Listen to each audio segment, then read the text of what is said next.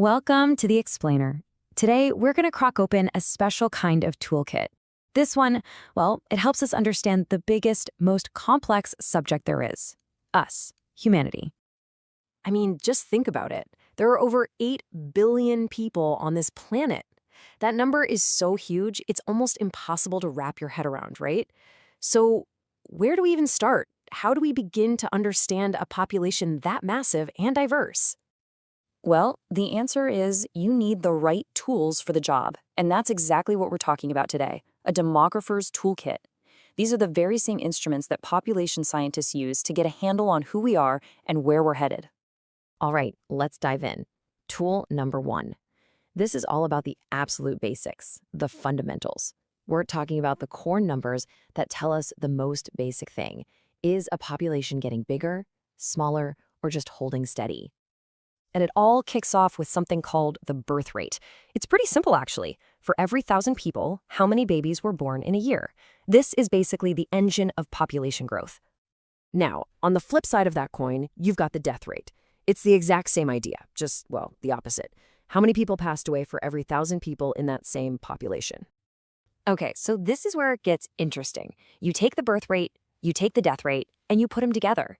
If births are higher than deaths, simple. The population grows. This little balancing act, it's one of the most powerful forces shaping our entire world.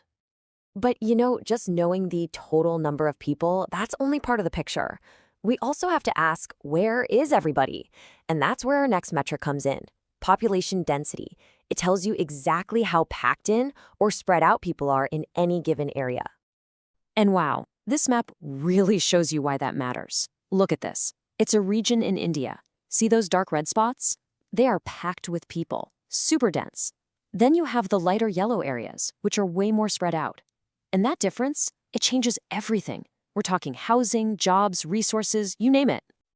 Okay, tool number 2. Let's go a layer deeper. We've counted the people, but now we're asking, who are these people? What are their characteristics? Let's build a more detailed picture.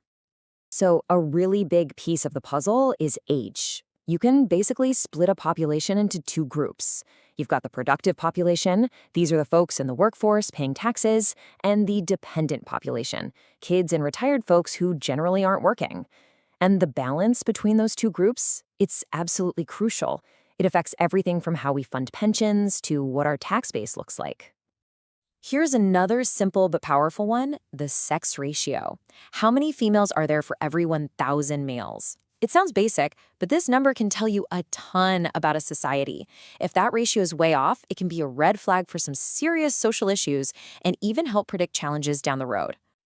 All right, moving beyond the raw numbers, we start looking at things like education. Now, this quote here says literacy sheds light on the quality of a population. And let's be clear, that's not about judging people as good or bad.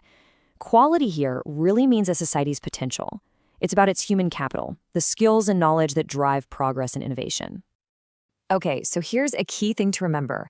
Populations are not static. They don't just sit still. People are always on the move. And our third tool is all about tracking that constant flow.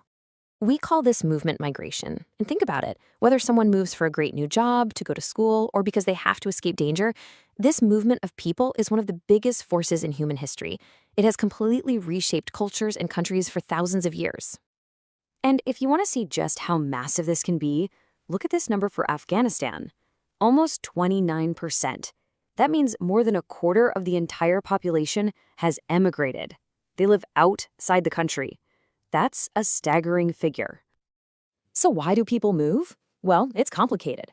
You've got pull factors, things that draw you to a new place, like a job opportunity or getting married. And then you have push factors, things that force you to leave, like a natural disaster or, tragically, war. It's this mix of choice and circumstance. Okay, so let's recap. We can count people, we can describe them, we can track where they go, but there's a huge question left. How well are they actually living? What's their quality of life? To answer that, we need what you might call the master tool in our kit. For the longest time, everyone just looked at a country's wealth, its economy. But we've learned that a rich country doesn't automatically mean happy, healthy citizens. A big bank account isn't the whole story. We need to look at the bigger picture. And that bigger picture is exactly what this is for, the Human Development Index, or HDI. It's brilliant, really. It rolls up three huge things: a country's health, its education, and its standard of living into one single, powerful score. And here you can see it in action. You've got a country like Norway with a very high score. Then there's India, sitting in the medium range, and Niger, down in the low category. The HDI lets us compare quality of life across the globe in a way that's much more meaningful than just looking at money. So, why does any of this matter? Why bother with all these numbers and charts? Well, because this toolkit is how governments and city planners make really important decisions. Things like, where do we need to build a new school? How much should we budget for hospitals? What kind of jobs will we need in 10 years? It's all in the data. And on a much more personal level, these numbers tell the story of us. Just look at these two photos. One's from 100 years ago, one's from today.